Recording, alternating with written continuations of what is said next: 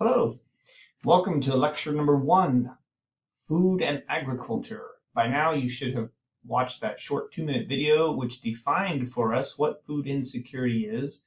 That was the one with the lady with the nice Australian accent talking about definition of food being the mouth, open mouth.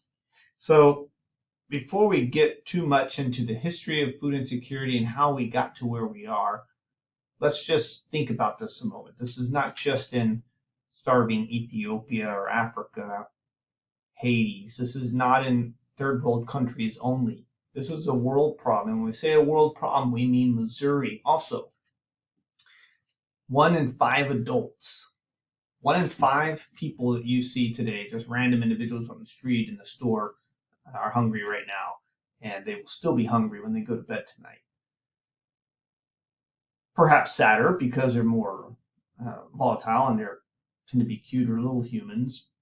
But 1 in 8 children are hungry right now and will go to bed hungry right now. 1 in 8. Well, there's probably a lot more than 8 hungry children because children always seem to be hungry. But at least 1 in 8 of those will go to bed that way as well. And this is sad. And so we want to talk about that a little bit. And before you're imagining certain populations, because sometimes hunger and homelessness is taboo, and we have our particular ideas about how people become this way and get into these situations. Let me just share one quick story. And I know several. So I had the opportunity for 2 years. I taught adult high school. And adult high school is for students or people who did not graduate high school, obviously, and that's why they're coming here. And so we do a thing called an intake where we get all their information, their backstory, because they got to have this, for funding and for government and whatnot. And you would be amazed, and these are all verified, you'd be amazed at what people go through. Maybe you wouldn't be amazed. Maybe you know some of these sorts. This is not uncommon, but one that just seemed crazy sad. I got a guy who was in somewhat high spirits because some things were looking up in his life, but he was going through a real struggle at the moment. So he had just a couple weeks before got a new job at a call center. And while not a bad job, probably not one he wanted to stick with for his whole life, at least he was, give or take a year or two, 25. And then, and so was his wife, and they had one baby. It was about a year old in a crib there. As I'm going through this information and what got them here. So, and the services we provide at the company where I work for.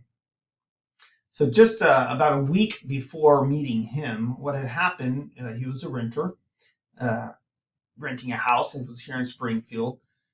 And he had got a car, he got the job, things seemed to be getting pretty stable. They might have been out walking, they'd probably go to a friend's house, they'd go shopping for food, just regular people. But then a weird situation, and the chimney of the house that they rent, the upper about 3 feet of big cobblestone, one of the older ones, fell off. And when it fell right on top of their car, smashed the car. Oh boy, we can't fix this. Mr. Landlord, we need what? What's renter's insurance? What do you mean you're not going to pay for it? And so bottom line is, the landlord wasn't going to pay for their car to get fixed. And as a matter of fact, and I know some landlords are great, some are not so great, and this one wasn't even going to pay for them to fix the chimney at that moment in time. They're going to call the authorities on the landlord and try to go through the whole humbug of it. And instead, the landlord mafia got them. Within 3 days. They had an eviction notice. Not legal. I know, renters, you could probably tell me the law. We know, but somehow this particular landlord knew somebody, and the cops were on their door posting that sign. And within the week, they had nowhere to live, and they had no car to drive in, and they were homeless and hungry, right, without much. Doesn't take much, just overnight situation scenarios some people find themselves in. Never intended. No one wants to be this way. But so I just say that story to kind of bring it home. This course is not just about being hungry. It's about kind of the history of food to some aspect, what we gain from that food, how our country anyway, the U.S., got to be where it is with agriculture, food, and having enough, and what some other countries need to do and to think about solving the problem of world hunger. There's always the community, there's state, there's nation, and there's world. And different people have a different eye and focus for what they're interested in and or not interested in. And this course hopes to, anyway, I hope to open our eyes and our heart as those coming from a rich country to some of those needs, and using those of us who are educated, who know and can understand these problems, who are going to be the business, nutritionists, dietitians, food growers, food managers, production line, retail sales, nurse. All of us play some kind of role and can play some kind of role in other people's lives, and in this case, in food security. So I already forgot to start my timer. It's already 6 minutes. Let's get going through this lecture. Food and agriculture and what we get from food. So what everyone needs from food, let me set my timer again. What everyone needs from food are carbohydrates, fat, and protein. Not listed here is nucleic acids, and that's the information of DNA. That has no nutrient value. What you need to live is protein, fat, and carbohydrates. 75% of which is protein. That's a generalized dietary recommendations, usually obtained from local sources, and a varied diet is best. So not just a bunch of snack foods in a wrapper, although sometimes if that's all you got, eat it. I'll always be for eating, period. There are strategies, you can be a very poor eater, you can be a very healthy eater. I'm not going to say at what point or what level you should be. This is not a class on that. Of course, I might mention it, and I will say that it's all about proportion. You can eat anything you want. This is my philosophy of diet. You can eat anything you want, so long as it's in the right proportions and probably biologically helpful, such as not after 7 or 8 at night or 9 or 10 at night. I know that does away with all the popcorn or sugar candy and chocolate. That's when I eat all the best foods. Ice cream is late at night. Every once in a while, it's not bad. But I would say if you can control the frequency at which you eat certain foods, and you can eat anything at any dinner time, so long as it's in right proportions as well, and not overdoing it. With that being said, enjoy your diet. But the WHO says 75% of that should come from protein. This is what a lot of countries lack, is a protein. We can get grains over there, but this is a generalized dietary recommendation. So what do we get from, I said protein, I'm sorry. I'm going to say all that again right there. 75%, I was just looking at colors and not thinking, but I knew in my head this is not right. Carbohydrates, 75% should come from carbohydrates, and these are going to be grains. So they're simple carbohydrates and complex carbohydrates. 10% protein, 15% fat. There we go. So the most important source of energy for metabolism is the carbohydrate, and namely glucose. Glucose is small enough. This is easy enough for your body to access for cellular respiration in the mitochondria of your cells. And those cells that have the most mitochondria and the largest mitochondria to be your brain, skeletal muscle, and your heart. A little varied in each of those cases, but if you do not have enough glucose, you should typically have about 4 grams of glucose floating around your blood. Any more than that is unhealthy. Any less than that, you're also going to feel it. And this is what glucose looks like. This C6H12O6, if you've taken biology, you might remember that formula. By the way, you will not have to know that formula for your exam or a lot of this. This is an introductory lecture, kind of setting the tone. But we can find our carbohydrates in starchy foods and staple crops. So we're talking about corn, rice, wheat, right? All those grains. And then you're also talking about fruit, right? And vegetables. You'll find a lot of glucose, fructose, and such. So it's a great variety of carbohydrates, but ultimately your body will metabolize all those sugars into a very simple and common form called glucose. When you put two glucose together, you have a disaccharide. When you put three of them, you have a trisaccharide. And we can grow these into long, large, complex carbohydrates, and the way your body stores it would be called glycogen in the liver. And when your body is in a dip, there's hormone signals that cause enzymes to snip off one of these rings of sugar or glucose and to release it into the bloodstream. And so your body maintains homeostasis, at least sugar levels, in this manner. So you can have a feast and famine of sugar, and typically what's stored in glycogen can be released little by little into the bloodstream to maintain that. But stores get too low and sugar in the blood get too low. If you've had exertion of stress, physical by exercise or mental, you can deplete glucose levels. Fats occur as triglycerides. Energy storage and cellular membranes, these are the two main functions of fats. Every cell in your body, all 300 trillion of them, are surrounded by a phospholipid bilayer. And you hear the term in there, lipid. Lipid means fat. If you've been to the doctor for whatever reason, high cholesterol or various things, you might hear your lipid count or what your lipids are. But fatty acids are glycerides, and you can have triglycerides. These are not good fats. But there's many other cholesterol is a form of fat. Your brain actually needs a lot of cholesterol. It's a very fatty organ, as are some of the cushions and pads around your organs inside. So fats are very necessary. That's also where we store some of that excess sugar. Fats actually have more energy than glucose. We could get more from it, but it's harder to break down. So just like you, after a nice long day of classes or home or sports or whatever it is, you get home, and the first thing you do is open that refrigerator, right? Or the cupboards. You grab that bag of chips, the leftover slice of pizza, whatever you can shove into your mouth the fastest, Oreo cookie crumbs you left on the table. You just get it in you, right? And then after the savage beast has been tamed, you might start to think about dinner, real dinner. Maybe the parent start boiling potatoes, pull out and start defrosting the steak or burgers or whatever it is. That definitely has more energy than those snacks you stuffed your face with.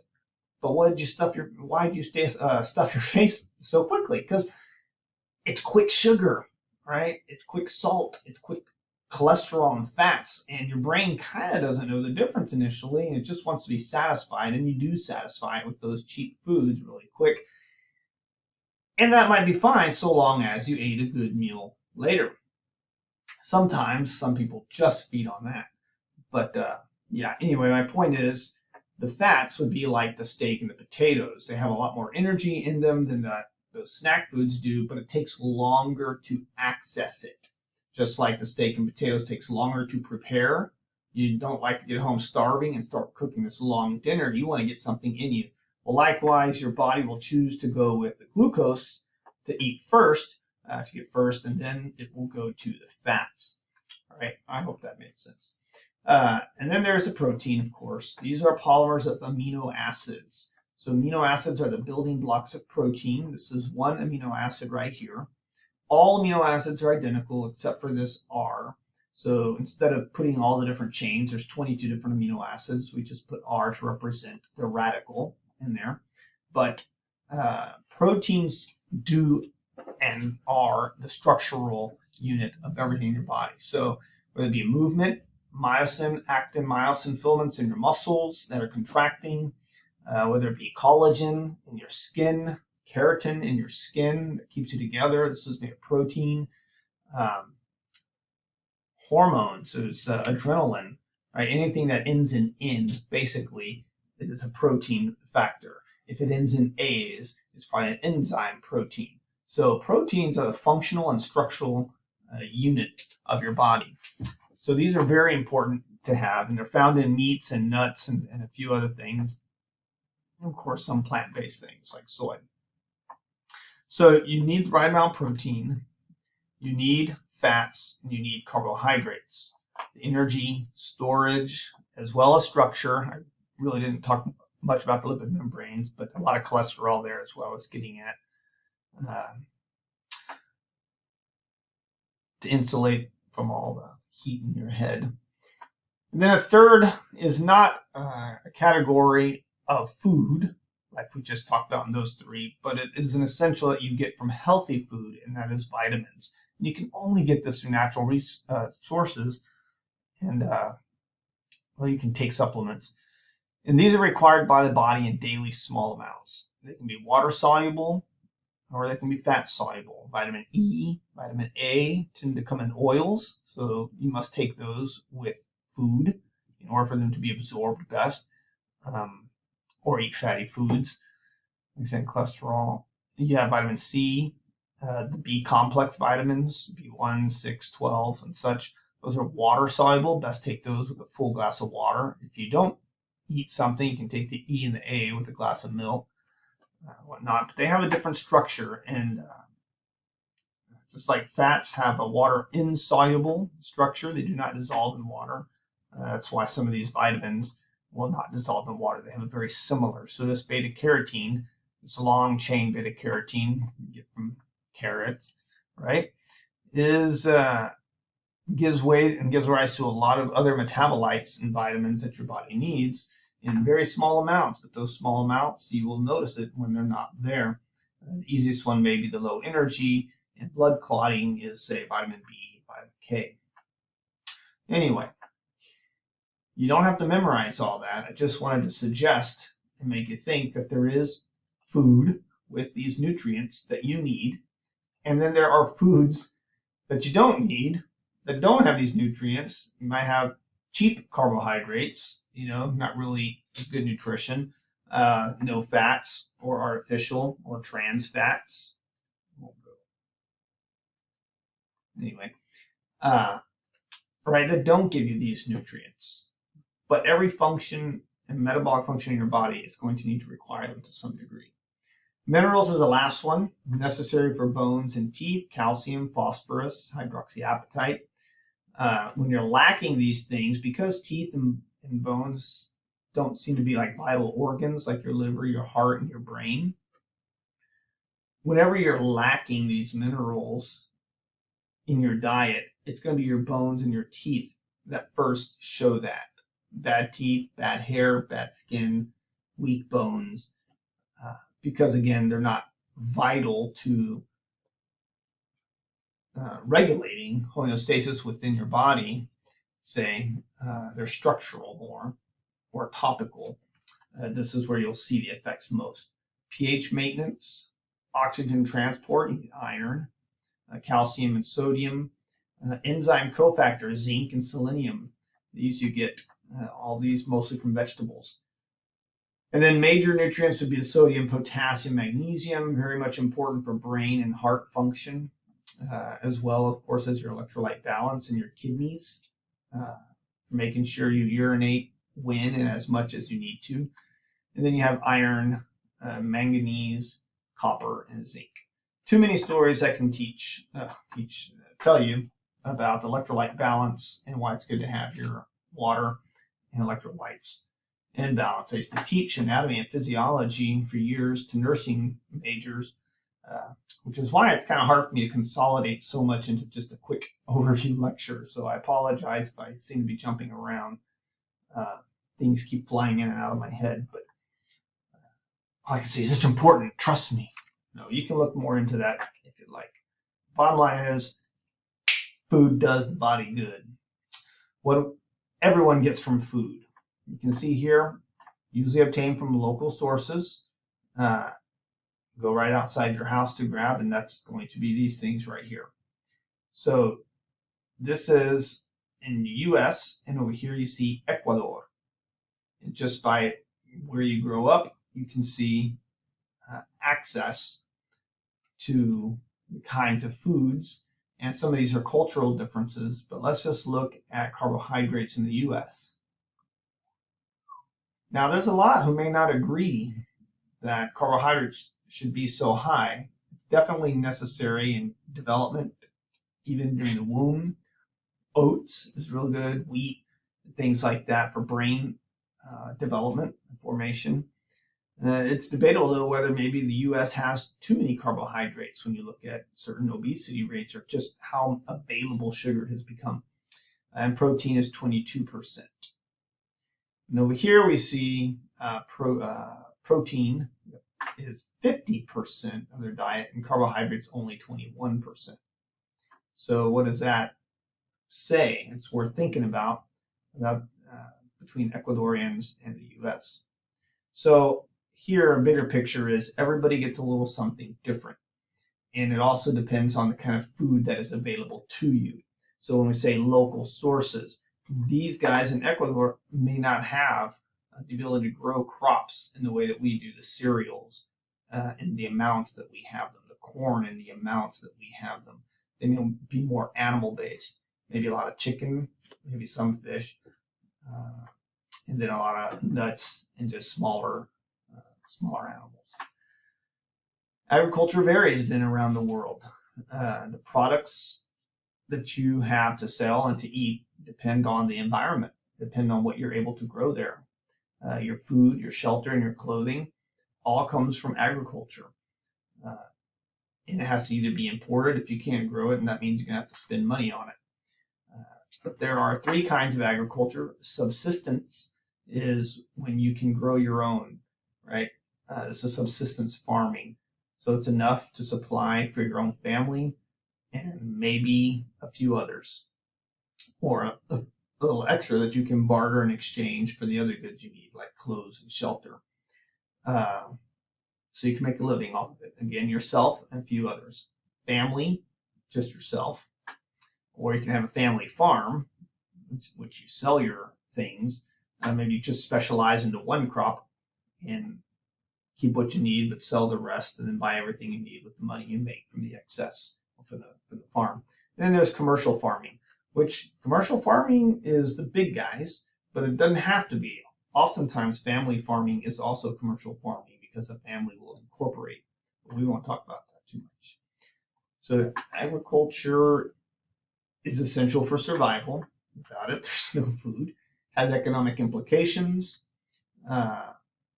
Has cultural significance, as we saw even in the difference in the diet between Ecuadorians and U.S. Cultural significance. Different foods have different meanings. They have a different history. And it has political impact. Political impact. There's so much in the news, whether it be about food aid, whether it be about starvation, and imports and exports of GE or GMO foods. There's just not an aspect of society that's not touched. It does not influence prices of the food that we pay in the supermarket. Gas influences the prices we pay for food in the supermarket. And so this gets really political, regionally and nationally, and it becomes a talking point. Of course, we want someone who's going to get us the most for the cheapest, right? We don't think too much beyond that. Well, wait a minute, you can't have the most and the cheapest, right? Or both. There's always going to be a sacrifice somewhere if it's in the jobs and the number of people that that company hires, and whether they like that work or not, and whether they can provide the service that gets us the food. So what is agriculture? The science, art, or practice of cultivating the soil, producing crops, and raising livestock, and in varying degrees, the preparation and marketing of the resulting products. When you think about each of those words, again, think of the workforce and jobs and what agriculture provides. It is the #1 industry in the state of Missouri.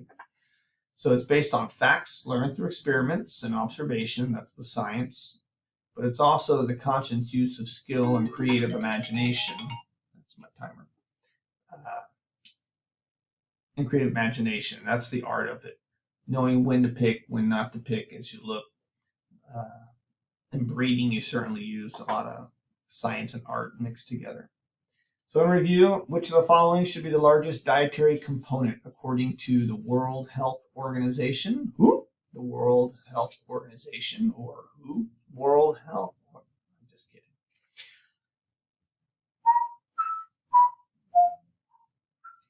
Well, though it may differ from culture to culture and country to country, the answer is carbohydrates. Agriculture is both an art and a science. 100% true. Art and a science. And so when we come back in our next, no, it's just kind of introductory lecture. We're going to continue this one here. This one's only 25-minute video. And you're probably tired of hearing, so I'm going to stop. And if you're not ready or tired to stop, you may watch the second video.